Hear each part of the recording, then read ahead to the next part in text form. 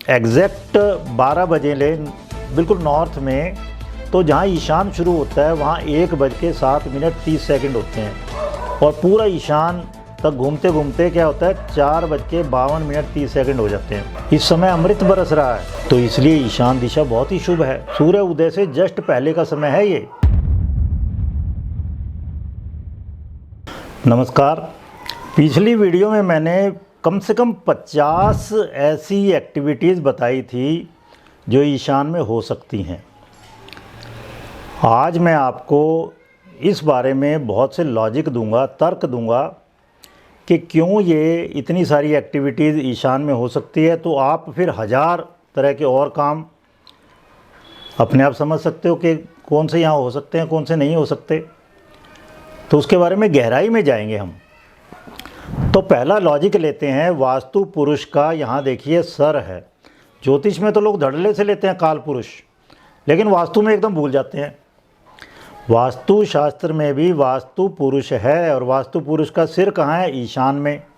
तो सिर, हेड, पूरी बॉडी का हेड, बॉस है पूरी बॉडी का ये। और फिर यहाँ पर बताए गए हैं दोनों आँखें, दोनों कान, मुख और इवन छाती तक भी, वो सब यहीं पर हैं। आप देखो कितने ज़्यादा इम्पोर्टेंट ऑर्गन हैं ये। इनके बिना तो सोच ही नहीं सकते कि आदमी जिंदा रहेगा। और हेड तो आदमी का आत्मसम्मान भी है। देखने की शक्ति, सोचने की शक्ति, सूंघने की शक्ति, कान सुनने की शक्ति, मुख से आप खाते पीते हैं, और छाती, सारे कितने इम्पोर्टेंट ऑर्गन हैं। इस कारण ईशान बहुत शुभ है। ये था पहला लॉजिक। अब आइए दूसरा लॉजिक लेते हैं। मर्म स्थान, महामर्म स्थान कहे गए हैं, जिनको क्षण महांति कहा गया है। 6 मर्म स्थान, अति मर्म कह दो उनको। 6 में से 3 यहाँ पर हैं ईशान में। पहला क्या है? मस्तिष्क, दूसरा मुख, और तीसरा हार्ट जो छाती के बीच में है। 6 में से 3 मर्म स्थान यहाँ हैं। कितनी सेंसिटिव जगह है। क्या बताया था मैंने? ज्योतिष में यहाँ पर दूसरा भाव, दूसरी राशि शुक्र की, और वहाँ चंद्रमा उच्च का हो जाता है। कितने सेंसिटिव प्लेनेट हैं ये दोनों। चंद्र शुक्र योग तो महाकवि बना देता है। तो इस कारण ये ईशान दिशा बहुत ही शुभ है, बहुत सेंसिटिव है, इसलिए खुली रहनी चाहिए। बार बार मैं कह रहा हूँ, जो दिशा जितनी ज़्यादा खुली होगी उसके इफ़ेक्ट उतने ही ज़्यादा आएंगे। और क्योंकि ईशान बहुत ही शुभ है तो ये खुली होगी तो शुभ प्रभाव आएंगे। तीसरा लेते हैं लॉजिक, दिशाएं।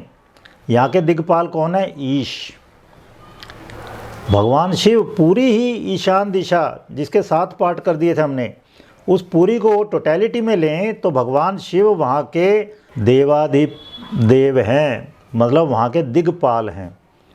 और परम शिव, भगवान शिव महादेव, उनसे ज़्यादा शुभ कौन होगा? तो बहुत शुभ दिशा है ये।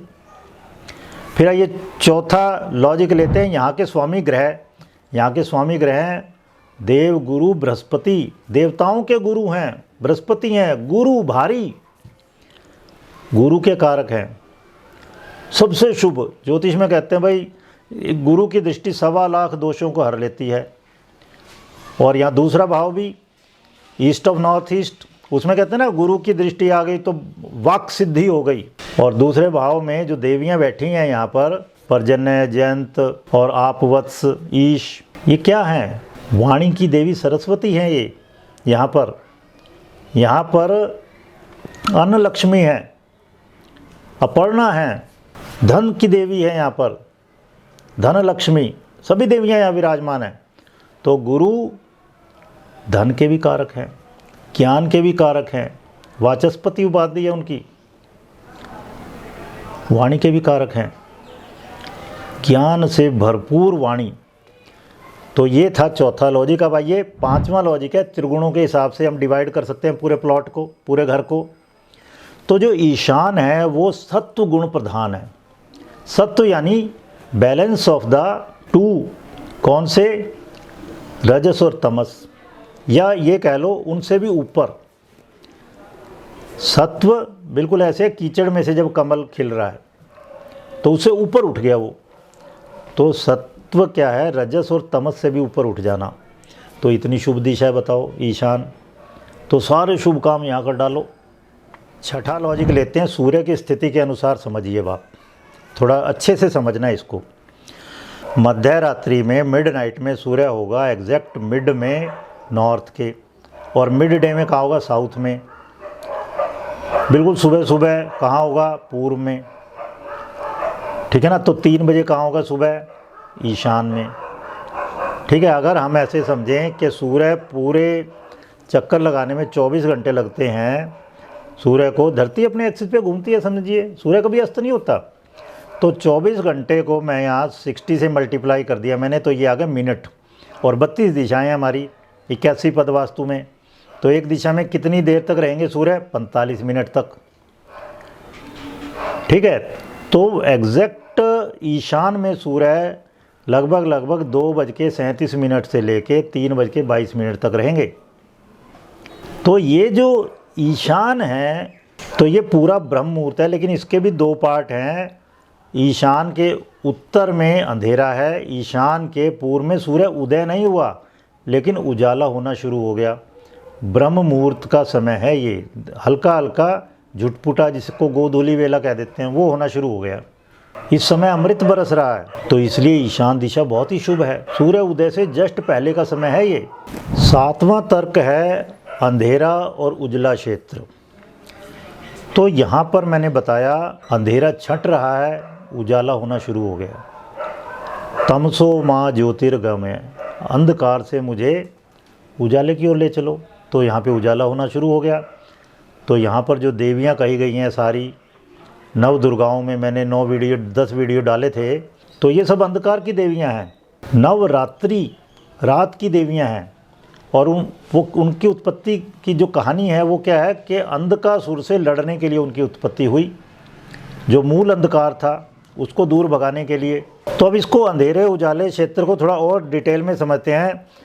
अगर हम एग्जैक्ट 12 बजे लें बिल्कुल नॉर्थ में, तो जहाँ ईशान शुरू होता है वहाँ 1:07:30 होते हैं, और पूरा ईशान तक घूमते घूमते क्या होता है, 4:52:30 हो जाते हैं। लगभग 5 बजे से पहले का टाइम 4:52। और मैंने सर्च किया नेट पर, मैंने देखा इंडिया में, मेन जो इंडिया है उसमें कहीं भी 5 बजे से पहले सूर्य उदय नहीं होता। हमारे यहाँ नैनी इलाहाबाद का स्टैंडर्ड टाइम लिया जाता है ज्योतिष में, वहाँ पर भी अर्लीस्ट पूरे 365 दिनों में सबसे जल्दी सूर्य उदय होता है 5:12 पे। दिल्ली में 5:20 पे होता है, लगभग 10 या 11 जून को। अब आप समझ लीजिए ये पूरा का पूरा जो टाइम है ईशान का 5 बजे से पहले का है। मतलब यहाँ पर अभी सूर्य उदय नहीं हुआ लेकिन उजाला होना शुरू हो गया। ये गोधूली वेला, या इसको आप ब्रह्म मुहूर्त कह लीजिए, लेकिन बहुत ही शुभ है ये। नेक्स्ट लॉजिक लेता हूँ मैं गर्म ठंडे क्षेत्र के अनुसार। हमारे यहाँ हम गर्मी से परेशान हैं, उस वजह से वास्तु डेवलप हुआ। वास्तु की खोज क्यों हुई, क्योंकि हम गर्मी से बहुत परेशान हैं। तो जो कहानियाँ बीच में पहले मैं कई सारे वीडियो इस बारे में डाल चुका हूँ, संध्या, सूर्य, राहु, वो सब इनका रोल है ये वास्तुशास्त्र के डेवलपमेंट में। तो यहाँ पर क्योंकि हम गर्मी से परेशान हैं, तो सबसे ठंडी जगहें हमारे लिए बहुत ही शुभ हो जाती हैं। आप देखो, हिमाचल देवभूमि, उत्तराखंड देवभूमि, देवता वहीं विराजमान है सब पहाड़ों पे, और भगवान शिव जो महादेव हैं वो तो इतनी ऊपर जाके वहाँ विराजमान है कैलाश पर्वत पर, कितना ठंडा एकदम। तो ये सबसे ठंडी जगह है, आपके घर का रेफ्रिजरेटर है ये। कोई भी मान लो ब्लड बैंक है वो यहाँ पर होना चाहिए, कोई भी महंगी से महंगी दवाइयाँ हैं वो यहाँ पे रखी जानी चाहिए, इसलिए कहा औषधि स्थान है ये। तो ये सबसे ठंडी जगह है, तो ये घर का स्वर्ग है आपके। तो इससे शुभ क्या होगा, घर का स्वर्ग है ये। 9वां लॉजिक लेते हैं रंगों के अनुसार। आप देखो ईशान को अगर 2 पार्ट में डिवाइड कर दें, तो नॉर्थ ऑफ नॉर्थ ईस्ट ईशान का जो उत्तरी क्षेत्र है वो तो है अंधेरा वहाँ पर। और अंधकार का क्या मतलब होता है, एब्सेंस ऑफ कलर्स। सूर्य की किरणों को जब आप प्रिज्म से गुजारेंगे, 7 पार्ट में डिवाइड कर देंगे, तो वो कलर है 7। अंधेरे को तो एब्सेंस ऑफ कलर है वो। तो नॉर्थ ऑफ नॉर्थ ईस्ट में कोई रंग नहीं है, लेकिन ईस्ट ऑफ नॉर्थ ईस्ट में अभी अल्ट्रा वायलेट रेज हैं, वहाँ पर रंग है ये अल्ट्रा वायलेट पराबैंगनी, जो अमृत तुल्य होता है, लेकिन इसको देख नहीं सकते। वही मतलब है, सूर्य की किरणें भी यहाँ उदय हुई नहीं, उसके बाद वायलेट कलर शुरू हो जाता है। वायलेट कलर बहुत ही शुभ माना गया है। यहाँ पानी रखना क्यों बताया, क्योंकि violet colour, ultraviolet colour जब पड़ेगा पानी पर, कुएं पर, बावड़ी पर आपका पानी वहाँ पीने का रखा हुआ है, तो वो एकदम शुद्ध हो जाएगा, अमृत जैसा। ये मतलब है असली। 10वां लॉजिक, हल्का भारी क्षेत्र के अनुसार ये क्षेत्र सबसे हल्का होना चाहिए। ईशान, ये कहा गया ना, सबसे हल्का होना क्या होता है कि आत्मा परमात्मा में विलीन हो जाए, जीरो, शून्य हो जाए, बिल्कुल शून्यवाद सिद्धांत है ना महात्मा बुद्ध का, शून्य हो जाओ एकदम, एब्सेंस ऑफ एवरीथिंग। तो अध्यात्म या परम ज्ञान प्राप्त करना है तो आपको ये जो बोझ है ना यहाँ से, ये हटाना पड़ेगा। विचार हमें नीचे की ओर खींचते हैं, विचार शून्य हो जाना, विचारों से परे हो जाना समाधि है। तो हल्का क्षेत्र है ये, तो ये हल्का क्षेत्र आपको मेडिटेशन में, ज्ञान प्राप्त करने में, परम ज्ञान प्राप्त करने में बहुत ज़्यादा हेल्पफुल होगा। सा विद्या या विमुक्त, ये असली ज्ञान वो है जो मुक्त कर दे, और यहाँ पर आपको वो मिल सकता है। 11वां लॉजिक, ढलान। ढलान यहाँ क्या है, मैक्सिमम ढलान है, इधर की तरफ आकर पानी ठहर जाएगा, इकट्ठा हो जाएगा। तो यहाँ कुआं, पौंड बनाना है, कोई जलाशय बनाना है, वो बनाओ। वाटर स्पोर्ट्स उसके लिए बहुत बढ़िया, मैंने पिछली बार बताया था आपको। तो ये नीची जगह हो गई। जितना आप अहंकार शून्य होंगे, ह्यूमिलिटी आप में होगी, उतना ही आप परम तत्व को प्राप्त कर सकते हैं। और ये दिशा बेस्ट है इस काम के लिए, पानी के लिए बेस्ट है। पंच महाभूतों में यहाँ पर जल है, और जल ऐसा तत्व है जिसके तीनों रूप हो सकते हैं। थोड़ी सी ठंडक दे दो तो बर्फ़ बन जाता है, हिमवान, आपह, और फिर गर्मी थोड़ी सी हुई, पानी बन जाता है, बह चला वो, गंगा जाह्नवी बन गई, सविता सावित्री। और फिर उसको और थोड़ी गर्मी मिल जाए तो वाष्पीकरण हो जाता है, उसका बादल बन जाते हैं, फिर वो बरसता है जाके और जगह। जल अपने रूप परिवर्तित कर सकता है इजीली।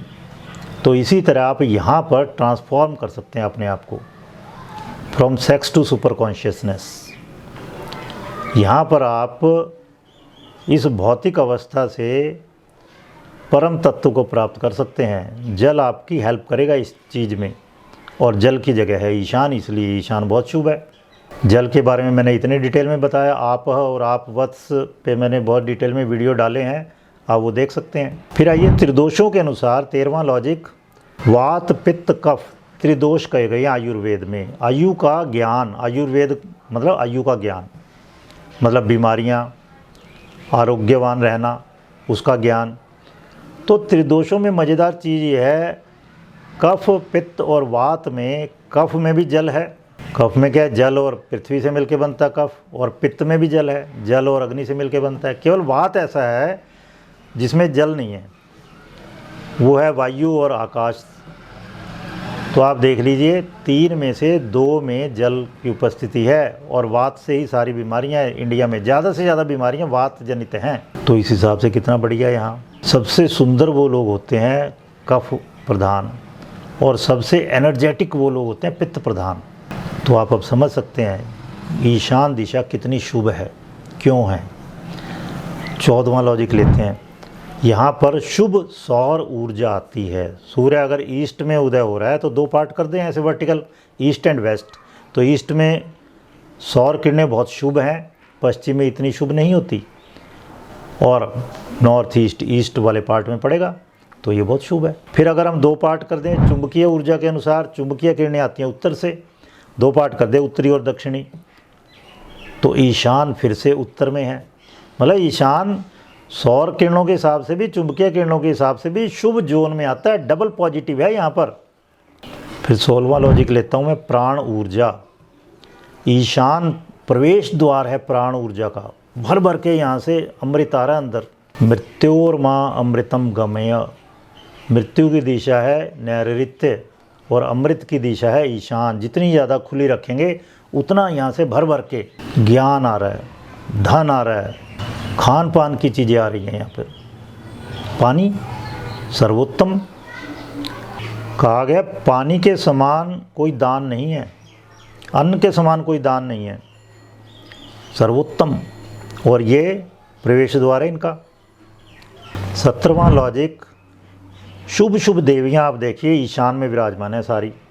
अदिति आदित्यों की माँ, दिति अदिति की बहन, जयंत जो दुर्गा हैं, आपह और आपवत हिमवान, हिमवान की पुत्री शैलपुत्री। नव दुर्गाओं पे मैंने 10 वीडियो डाले, मैंने उसमें कोरिलेट किया, आपको बताया कि सारी की सारी देवियों का संबंध ईशान से है। कुछ ईशान के पूर्व में, कुछ ईशान के उत्तर में, सभी का संबंध ईशान से। कितनी शुभ दिशा है ये। और फिर 18वां लॉजिक, इससे रिलेवेंट भाव कौन सा है? दूसरा और तीसरा ज्योतिष में। दूसरा तीसरा भाव क्या है? काल पुरुष, उसकी आँखें हैं दूसरे भाव में, नाक है, कुछ लोग तीसरे भाव से ले लेते हैं, मुंह है, कान कंठ तीसरा भाव है, हाथ तीसरा भाव है। मतलब आपकी सारी इंद्रियां, आप देखो, आँखें देखने की इंद्रियां, कान सुनने की, नाक सूंघने की, मुंह खाने की, और हाथ भी तीसरे भाव में, टचिंग सेंस, स्पर्श इंद्रिय, पांचों इंद्रियां आपकी दूसरे तीसरे भाव में हैं। बताओ, इनके बिना आप सोच सकते हो जीने की?